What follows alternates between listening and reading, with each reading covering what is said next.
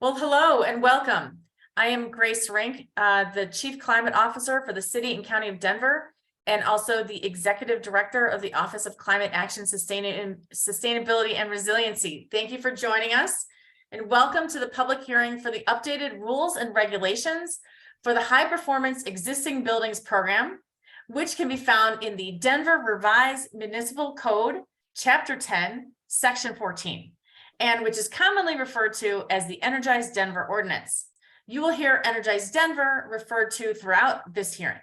So thank you again for joining us. And I'm now going to turn it over to my colleague, Tom Wildman. Again, welcome everyone. My name is Tom Wildman, and I'm a part of the team that is implementing the benchmarking and performance requirements section of the Energize Denver Ordinance. Our whole team is online today. Bernice, Daniel, Derek, Tom, Matt, and Sergio, and additional folks from our help desk line. We also have in attendance Lee Zarzecki from the City Attorney's Office. This hearing is the culmination of intense stakeholder engagement work throughout 2022 and 2023 on the implementation details of an alternate compliance option for manufacturing, agricultural, and industrial buildings for the performance requirements and prescriptive requirements for buildings 5,000 to 24,999 square feet. So if you're one of those folks that joined a focus group or sent in previous public comments, we thank you for your participation.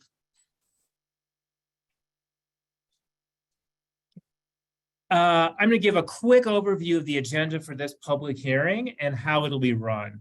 We'll begin with a bit of background on the Energize Denver Building Performance Standards, and then proceed to review the edits that have been done to the rulemaking. We'll go through those section by section. We'll then have time for any public comments before finally adopting the rules and closing the hearing. This meeting will be recorded and the video and slides will be posted to the website. Participants will be muted during the meeting, and you will have the opportunity to sign up for the public comment section by adding your name to the Q&A box. Each person who signs up will have 3 minutes to state their public comment.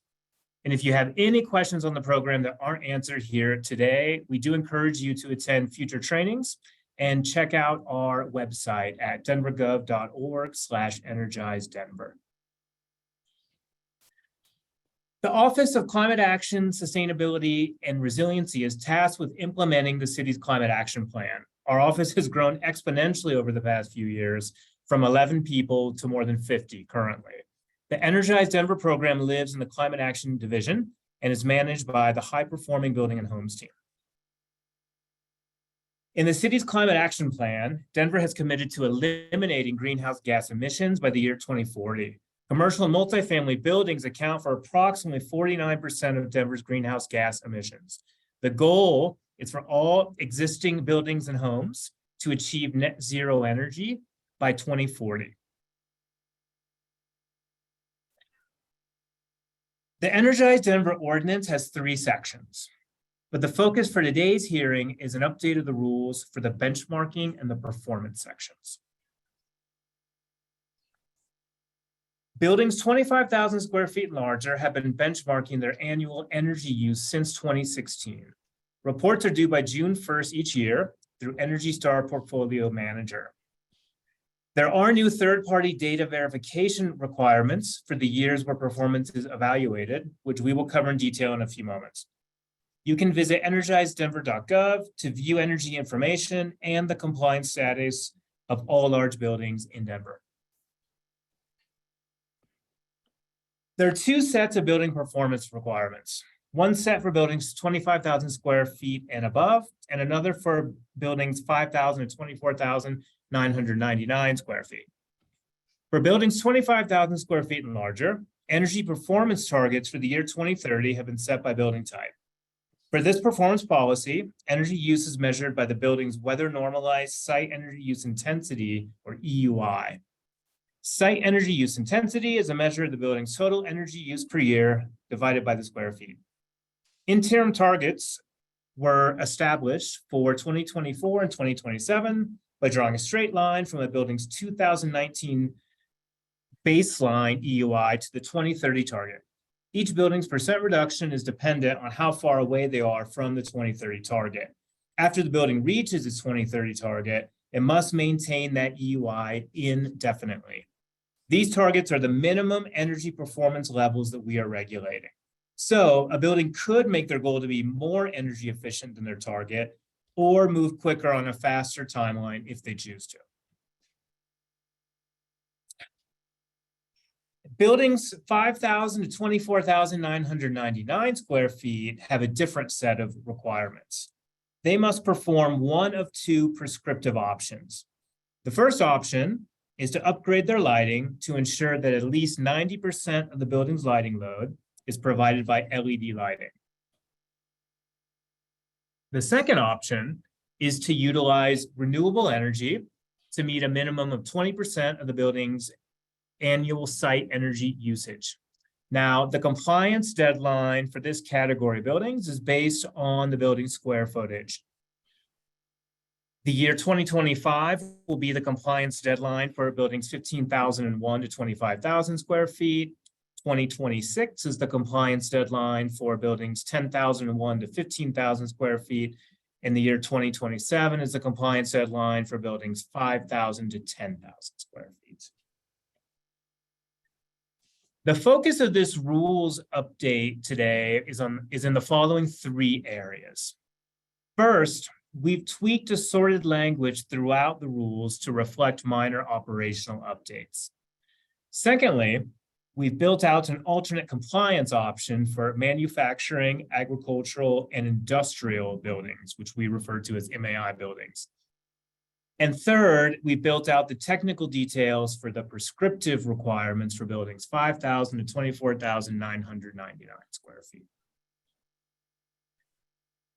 This slide gives an overview of the development timeline for the Energize Denver performance requirements. The Energize Denver Task Force was convened in 2021, with the City Council approving the Energize Denver Ordinance in November of 2021.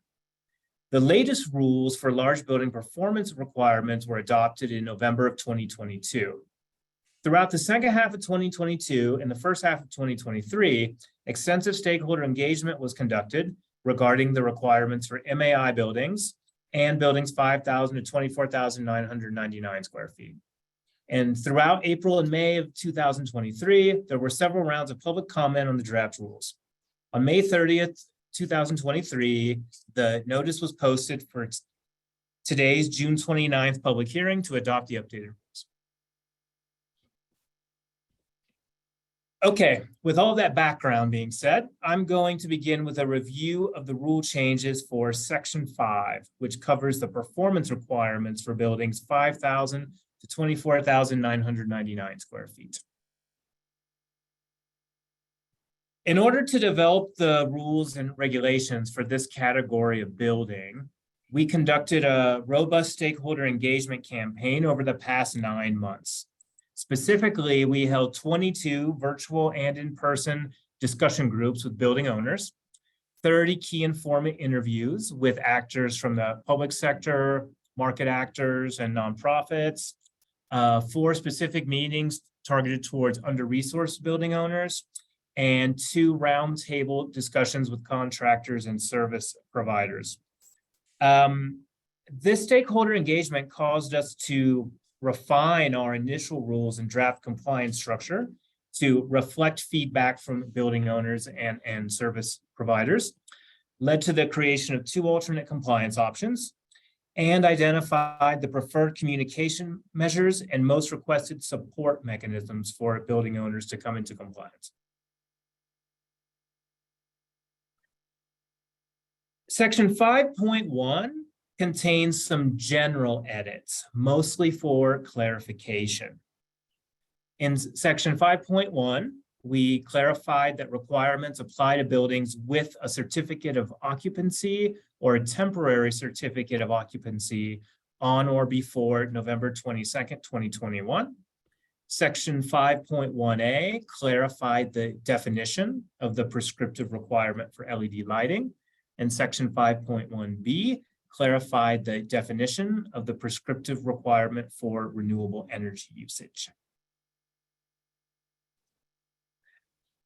In Section 5.3, 3 alternate compliance options were added for this category of building. Section 5.3A is a timeline adjustment option to change a building's compliance deadline. Section 5.3C is a 15% energy usage reduction option. This provides owners of buildings the option to implement other energy efficiency upgrades that result in a minimum of a 15% reduction in annual site energy usage. This reduction in annual site energy usage must be verified through 12 months of energy benchmarking.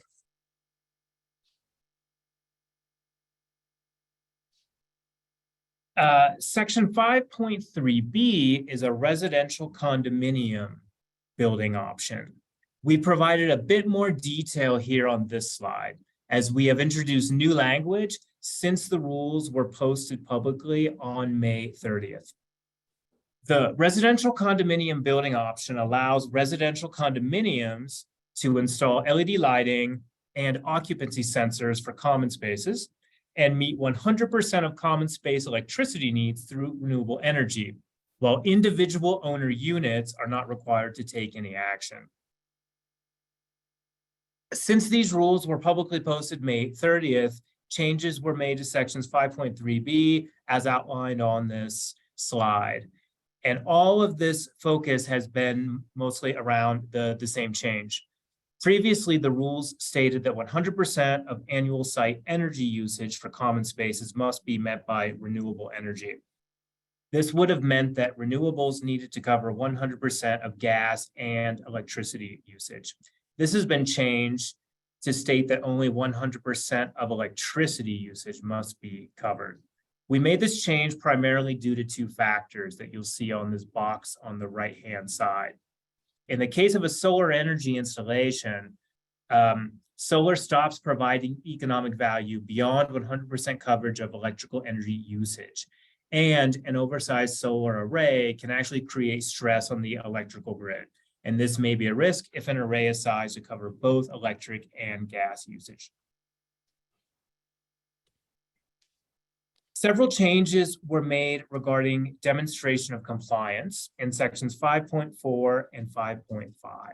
These changes are largely additions to provide greater detail and clarification regarding compliance reporting requirements.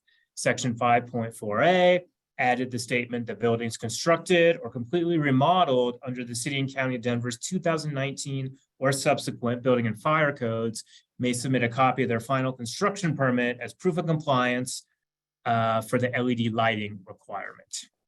Section 5.4A also added a statement that LED lighting compliance must be verified by a certified third-party lighting professional. Section 5.4B added the compliance reporting requirements for new installations of on-site renewables, existing installations of on-site renewables, off-site renewables owned by the covered building owner, and off-site renewals owned by a third party. Section 5.4B also added a statement that month-to-month subscriptions to off-site renewables owned by a third party do not meet the criteria for compliance, and that existing subscriptions can be retroactively credited from November 22nd, 2021. And finally, Section 5.5 added a statement that owners of covered buildings are required to retain contracts, invoices, reports, or any other documentation used to prove compliance for a minimum of 2 years after compliance is approved. And now I'll hand over to my colleague, Daniel Rayner, to continue. Thank you, Tom. Now I will review the changes made to the other sections of the rules and regulations, starting with definitions in section 2. Next slide. So these definitions were added, removed, and edited to reflect first the addition of the performance requirements for the buildings that are 5,000 to 24,999 square feet, and the alternate compliance option for manufacturing, agricultural, and industrial, or MAI buildings. We also made some minor adjustments to the large commercial building program to reflect our current operations. So in terms of definitions added, we added the definitions for annual site energy usage, common space, fossil fuel, lighting load, new covered building, new covered MAI building, production efficiency, and production efficiency improvement. We removed one definition, and that's building owner, we had a definition for owner and building owner, so we consolidated the two. For edited definitions, we edited the definition of a covered building in such that we removed the MAI from the benchmarking exclusion and added an exclusion for standalone parking garages. We edited the definition of a covered MAI building, edited gross floor area, and finally lighting power density. Slide. We also made one edit to the benchmarking rules in section 3. Specifically, instead of listing specific years, we edited the language to say that data verification must be performed in the years where evaluation for the performance requirements in section 4 are being performed. This allows for some flexibility for those buildings pursuing alternate compliance options, which are on different timelines. The data verification must meet the CASR-defined data verification checklist and must be completed by an approved third party. Next slide, please. This is a final reminder to sign up for public comment. Should you like to do so, you can enter your name in the Q&A box. We also have 2 people that are on the phone. If you'd like to sign up for public comment, we'll take a moment to allow you to talk and give us your name if you'd like to be added to the list.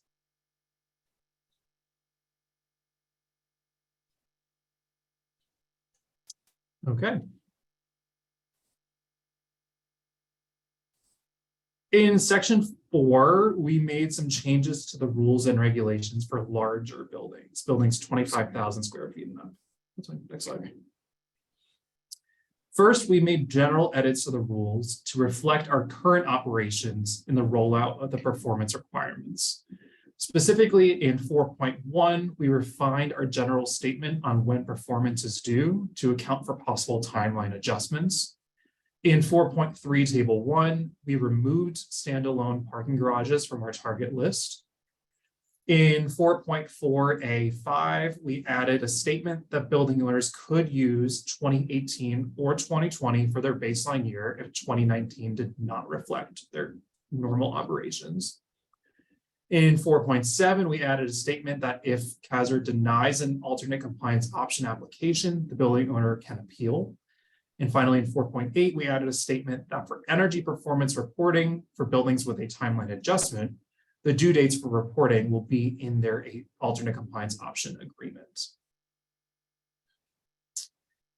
In order to form the rules and regulations for MAI buildings, we conducted robust stakeholder engagement campaigns over the last approximately 12 months. Specifically, I held 4 rounds of MAI stakeholder meetings from September of 22 through February of 23, held numerous focus group meetings with specific industries. We held roundtable discussions with MAI energy service providers, and those are ongoing. We had multiple meetings with individual building owners and managers, including over a dozen site visits, and various meetings, brainstorming sessions, et cetera, with industry experts, energy efficiency experts, federal, state, and local agencies, such as the US EPA, the US Department of Energy, and the Colorado Energy Office, conversations with Excel Energy, and with various sustainability groups. The list goes on. So these stakeholder engagement activities led to the formation of the MAI alternate compliance option, which was added to section 4.7D of the rules and regulations. This included updating the designation process and adding an alternate compliance option for manufacturing, agricultural, and industrial buildings, and other rule changes to account for the MAI alternate compliance option included in section 4.3C. We set a target for buildings that have an MAI designation but do not apply for the alternate compliance option. In 4.3D, we set the target for buildings that benchmark as a manufacturing industrial plant but do not receive or apply for MAI designation. And in 4.7B, we added a statement that MAI buildings are not eligible for the electrification alternate compliance option because they're eligible for other credits, which I will get into in a moment. So this graphic is a high-level overview of the many performance options available to MAI buildings. MAI buildings pursuing the MAI alternate compliance option must choose one of two pathways. The first option is a prescriptive pathway, where compliance is measured by the execution of an energy audit and action plan along with other reporting requirements. And the performance pathway, where compliance is measured by meeting a specific performance target. Then the MAI buildings must choose one metric corresponding to their chosen pathway. So for the prescriptive pathway, these include implementing energy efficiency measures with an estimated 30% EUI reduction or an estimated 30% improvement in production efficiency. For the performance pathway, buildings can either achieve a 30% EUI reduction, a 30% improvement in production efficiency, an EUI score of 30, or an EPA Plant Energy Performance Indicator or EPI score of 75, which is only available to select industries. In addition, new MAI buildings have two additional performance pathway metric options. Those include sourcing at least 30% of their energy from renewables or maintaining their baseline energy usage from their first or second year of operations. Finally, there are two supplemental credits available to MAI buildings. The first is the renewables credit, which is the same as for other commercial buildings. And the second is a fossil fuel reduction credit, which is in lieu of the electrification credit that's available to large commercial buildings. Section 6 covers disclosure upon sale. We edited the description of the disclosure requirements to list examples of the types of documentation that must be disclosed for prospective buyers and then transferred to the new owner upon sale.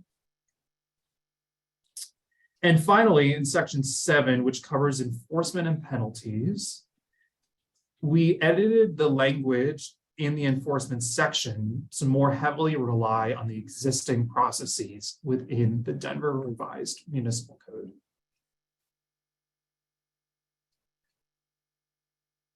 So now we'll open it up for public comment. I didn't fully unmute, I believe, the folks on the phone to give them the opportunity to sign up for public comment. And we didn't have anybody put their name in the Q&A. So let's give it just a moment to see if anybody does want to have 3 minutes to give a public comment.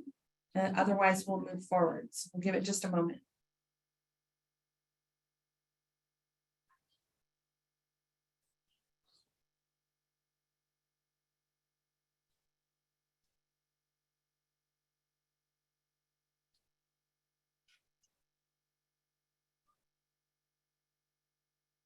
Okay, Taven, I'm probably going to say your name wrong, but Taven Dill signed up for Q&A. So we will put a timer up on the screen and let me promote you so you can talk. Hi, thank you. I actually just have a question. If you guys could go into a little bit about why somebody would choose using the prescriptive pathway versus the performance pathway for the MAI option.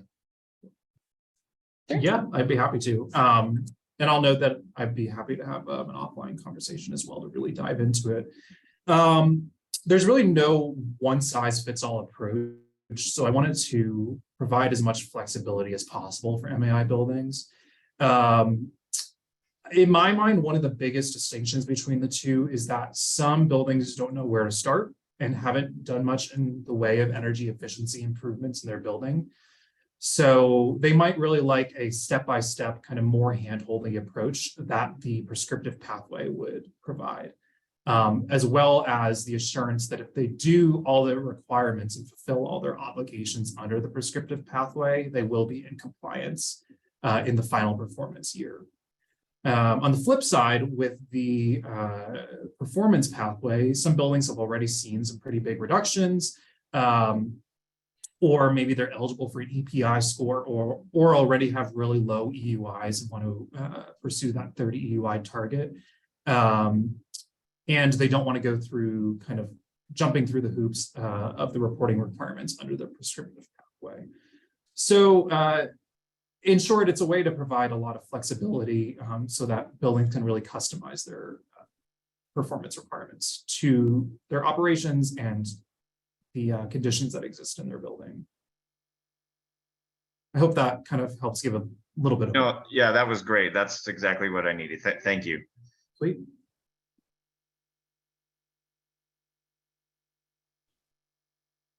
Do we have any other commenters?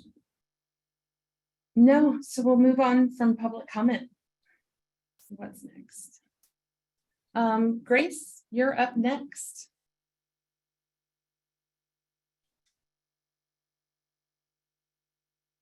Sorry, I'm slow on the mute there. One moment, please. All right.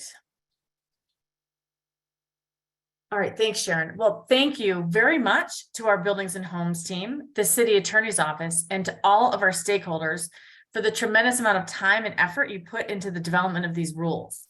Today, we heard proposed revisions to the rules text as published, and I hereby approve these rules and regulations as presented in today's hearing. And now I'll give it back to Daniel to close us out. Great, thank you, Grace. So I just want to take a moment to discuss next steps for our office and for our buildings. So over the next quarter, we have a bunch of activities planned. So first, we'll issue compliance notices to MAI buildings through email and paper mailers, as well as notices to the buildings that are 5,000 to just under 25,000 square feet, and launch that communications campaign. We'll launch a slew of online forms and applications, such as the MAI alternate compliance application and a bunch of forms for the small buildings program. And we'll have a basic, I might even say more than basic information available on our website tomorrow for another launch. And we'll be adding more materials to the Energize Denver Hub throughout the rest of this year. And finally, we'll be adding some in-person and online training for stakeholders. If you would like to stay involved and get regular updates from our office, please sign up for the Buildings and Homes newsletter. We have some trainings available next month, two for the MAI program. So first, there'll be a training for energy service providers. So that would be, for example, energy auditors who will be doing work in MAI buildings. So that'll be held on July 18th at noon, which will be in person here at the Webb Building at 201 West Colfax. You can email me to register, and I'll add you to the list and send you the invite. And then we will, the next day, be having an MAI training for building owners and managers, also at noon, and that'll be on Zoom. So that registration link is open now, I believe. Yeah. And thirdly, we'll be having training for building owners and managers on the requirements for the buildings that are 5,000 to just under 25,000 square feet. That'll be held on July 13th at noon. You can also register for that. We will also be releasing a slew of vendor training videos that will be available within the next month. So look out for those sometime in July. And you can find those on the Energize Denver Hub under the resources for contractors and service providers page. And if you have any general questions or you need support with your benchmarking or performance requirements, you can reach us at the Energize Denver Help Desk, and our contact information is here. Thank you, everyone, for attending. We'll close out the public hearing. I hope you all have a great weekend. Thank you. Thanks, everybody.